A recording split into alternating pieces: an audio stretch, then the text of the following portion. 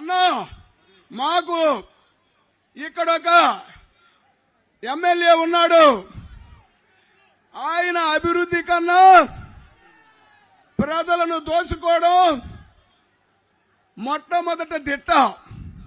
ఆయన గ్రానైట్ ని వదలలేదు, గ్రావెల్ ని వదలలేదు, ఇసుకని వదలలేదు, భూ కబ్జాలు వదలలేదు, చెరువుల కబ్జాలు వదలలేదు. అన్ని కబ్జాలతో అక్రమాలతో ఈరోజు ప్రజా వ్యతిరేకతతో కొట్టుమిట్టాడుతున్నటువంటి ఎమ్మెల్యే ఎవరయ్యా అంటే మా ప్రధానికానికి అందరికీ తెలుసండి. రాబోయే రోజుల్లో ఆయనకి నాకు 2005 నుంచి నువ్వెంత నేనెంత అన్నట్టు ఆయన ఎమ్మెల్యే స్థాయిలో, నేను గ్రామ స్థాయి నాయకుడి స్థాయిలో పోటీ పడుతూ వస్తున్నామన్నా. 2005లో 2 కేసులు పెట్టాడు సొసైటీకి నేను పోటీ చేస్తే. లాస్ట్ నేనే గెలుస్తానని తెలుసుకుని బొత్స సత్యనారాయణ గారు 2 రోజులు ఎలక్షన్ ఉందనగా పోలిపల్లి సొసైటీకి లాండ్ ఆర్డర్ ప్రాబ్లం ఉంది అని చెప్పి అప్పటికప్పుడు జీవో పాస్ చేసి ఎలక్షన్ ఆఫీసర్ సార్. అయినా నేను విడిచిపెట్టలేదండి, హైకోర్టుకి వెళ్లి ఆర్డర్ తెచ్చి మళ్ళీ ఎలక్షన్ పెట్టించాను. 12 డైరెక్టర్లకి 8 డైరెక్టర్లు నేనే గెలిచాను, 4 వారు గెలిచారు. ఇది మా ప్రజలకందరికీ తెలుసండి. అక్కడితో ఆగలేదండి వాళ్ళు. కొద్ది రోజులు పోయిన తర్వాత నా సొసైటీ రద్దుపరిచారు, 51 ఎంక్వైరీ చేశారు, ఎస్టీ కేసులు పెట్టారు, మర్డర్ కేసులు పెట్టారు. మీ పక్కనే ఉన్న చంద్రశేఖర్ మీద కూడా నా మీద నా సొసైటీ ఎలక్షన్ కేసులు పెట్టడం జరిగిందండి. వీళ్ళు ఎన్ని కేసులు పెట్టినా ఏ రోజు మీ దగ్గరికి కానీ పార్టీ దగ్గరికి కానీ వెళ్లి సహాయం కోరలేదండి. ముందుగా ఒక్కడనే ఎదుర్కొన్న దమ్మున్న నాయకుడిని సార్. మళ్ళీ 2013లో మళ్ళీ ఎలక్షన్ వచ్చింది. ఇద్దరం మీసాల కీడి తొడలగొట్టాం. కింద నుంచి పై వరకు మేమే ఉన్నాం. నువ్వు ఎలా గెలుస్తావని అడిగాడు సార్. మీరు అధికారంలో ఉంటేప్పుడు గెలిస్తేనే నా మగతనం ఏంటో తెలుస్తుంది అని చెప్పి మళ్ళీ నేనే గెలిచాను సార్. మొన్నటికి మొన్న ఎంపీపీ ఎలక్షన్ వచ్చింది. ఎలక్షన్ మధ్యలో కౌంటింగ్ ఆపేశారు. మీ దగ్గరికి నేను వచ్చినప్పుడు సార్ ఎలక్షన్ మళ్ళీ జరుగుతుందా ఏంటి అని అడిగితే మీరు అన్నారు, ఈ దుర్మార్గుల దగ్గర మళ్ళీ ఎలక్షన్ జరిగినా ప్రజలు అన్యాయం అయిపోవడం తప్ప న్యాయంగా ఎలక్షన్ జరగవు, అందుకే మనం కోర్టుకి వెళ్ళమని చెప్పారు. ఎందుకు బంగారాజన్న అంతా అడుగుతున్నావు అని అడిగారు మీరు. ఏమైనా నువ్వు గెలుస్తావా అని అడిగారు. సార్ నాకు 7 అయితే కన్ఫర్మ్ గా వస్తాయి, 3 సీట్లు అయితే నువ్వా నేను అన్నట్టున్నాయి అంటే నిజమా అన్నారు మీరు. ఖచ్చితంగా 9 గెలిచాను సార్. అందులో 1 కౌంటింగ్ దగ్గర అబద్ధం ఆడారు సార్. 2వది కౌంటింగ్ లో మనకు అనౌన్స్ చేసి మళ్ళీ అబద్ధం ఆడారు సార్. 3వది ₹1 కోటి ఇచ్చి విజయసాయిరెడ్డి కొని ఇది భోగాపురం ఎంపీపీ పోవడానికి వీల్లేదని చెప్పి లాస్ట్ కు మోసం చేసి గెలుచుకున్నారు తప్ప నైతికంగా నేనే గెలిచాను సార్.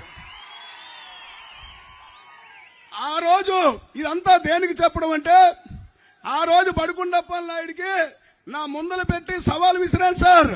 నువ్వు ఆడోళ్ళను మోసం చేసి గెలిచావు, 2024లో నీ మీద నేనే పోటీ చేస్తాను, నిన్ను ఓడించి తీరుతానని చెప్పి సవాల్ విసిరాను సార్.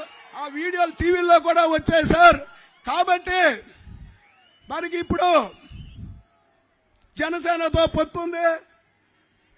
మన తెలుగుదేశం పార్టీ జనసేన పొత్తుల్లో భాగంగా మీరు సర్వేలు కరెక్ట్ గా చేసి నేను గెలుస్తానని నమ్మకం మీకుంటే ఈ నా కొడుకుని చిత్తుగా ఓడిస్తానని చెప్పి ఈ సభాముఖంగా మీకు తెలియజేస్తూ ఉన్నాను సార్. ఇకపోతే మా నియోజకవర్గ సమస్యలు, తారక రామ తీర్థ సాగర్ అండి, మా నారాయణ స్వామి నాయుడు గారి కలండి. మనం అధికారంలోకి వచ్చినప్పుడు మాత్రమే ఆ పనులు ముందుకు సాగుతూ ఉన్నాయి. కాంగ్రెస్ అధికారంలో ఉన్నప్పుడు కూడా ముందుకు సాగలేదు. మరి ఈ వైసీపీ ప్రభుత్వం వస్తే ఇక్కడే కాదు ఎక్కడా అభివృద్ధి లేదు, దోచుకోవడం తప్ప. కాబట్టి రేపు మన గవర్నమెంట్ వస్తుంది, తెలుగుదేశం జనసేన గవర్నమెంట్ ఏర్పడబోతుంది. ఆ తారక రామ తీర్థసాగర్ మీరు పూర్తి చేసినట్లయితే తాగునీరుకి సాగునీరుకి అన్నిటికీ మా నియోజకవర్గంలో ఇబ్బంది ఉండదని చెప్పి ఈ సభాముఖంగా మిమ్మల్ని కోరుతా ఉన్నానన్నా. ఇకపోతే మాకు సాగర్ తీరం ఎక్కువన్నా, మత్స్యకారులు ఎక్కువ మంది మా నియోజకవర్గంలో జట్టీలు లేక వలసలు పోయే పరిస్థితి ఏర్పడింది. మొన్న సైకో జగన్ వచ్చాడు. మే నెల 3వ తారీఖుని బాబు గారు చేసిన ఎయిర్పోర్ట్ రీశంకుస్థాపన చేయడానికి ఈ దొంగ ముఖ్యమంత్రి 2016లో భోగాపురం గ్రీన్ఫీల్డ్ ఎయిర్పోర్ట్ భూసేకరణ చేస్తున్న సమయంలో ఆ గ్రామాల్లోకి వచ్చి గూడుపువలస అనే గ్రామంలో చంద్రబాబు నాయుడు గారు రియల్ ఎస్టేట్ వ్యాపారం చేసుకోవడం కోసం భూసేకరణ చేస్తున్నాడు. విశాఖపట్నంలో ఎయిర్పోర్ట్ ఉంది, అక్కడ ఈగలు తోలుకునే పరిస్థితి ఉంది, ఇక్కడ ఇంకొక ఎయిర్పోర్ట్ ఎందుకని చెప్పిన పెద్ద మనిషి నేను వస్తాను, 3 సంవత్సరాల్లో నేను వస్తాను, నేను వచ్చిన వెంటనే మీ భూములు మీకు తిరిగిస్తానని చెప్పి ప్రజలను నమ్మించి మనం చేసిన శంకుస్థాపన మళ్ళీ తిరిగి చేసి ఈ పెద్ద మనిషి చెప్తాడు ఉత్తరాంధ్రలో మణిద్వీపం శంషాబాద్ ఎయిర్పోర్ట్ నే తిరగదోసేలా ఈ ఎయిర్పోర్ట్ ఉంటుంది. ఇది ఉత్తరాంధ్రకే కాదు, ఈ చుట్టుపక్కల ఉన్నటువంటి రాష్ట్రాల వారందరికీ కూడా ఈ గ్రీన్ఫీల్డ్ ఎయిర్పోర్ట్ ఎంతో ఉపకరిస్తుందని చెప్పి ఈ దొంగ మనిషి రెండోసారి వచ్చినప్పుడు ఈ మాటలు చెప్పడం అందరూ కూడా నవ్వుకున్నారు సార్. ఎందుకంటే ఆయన అధికారంలో లేకపోతే ఎయిర్పోర్ట్ అవసరం లేదంట. ఆయన అధికారంలోకి వస్తే శంషాబాద్ ఎయిర్పోర్ట్ ని తలదోచేలా ఉంటుంది. మొత్తం చుట్టుపక్కల ఉన్న రాష్ట్రాలే ఈ ఉత్తరాంధ్రతో సైతం అన్ని అభివృద్ధి చెందుతాయట. ఒక్క మాట నిజం మాట్లాడు సార్. ఈ స్టేజ్ మీద మాటలు ఆ స్టేజ్ మీద ఉండవు, ఆ స్టేజ్ మీద మాటలు ఈ స్టేజ్ మీద ఉండవు. ఈ దొంగకు టైం అయిపోయింది, పని పూర్తయిపోయింది, ప్రజలు ఎదురు చూస్తా ఉన్నారు. ఇలాంటి దొంగ మాటలు చెప్పలేదు సార్. చంద్రబాబు నాయుడు గారు నాకు భూసేకరణ చేసినప్పుడు నోవటల్ హోటల్లో పిలిచారు.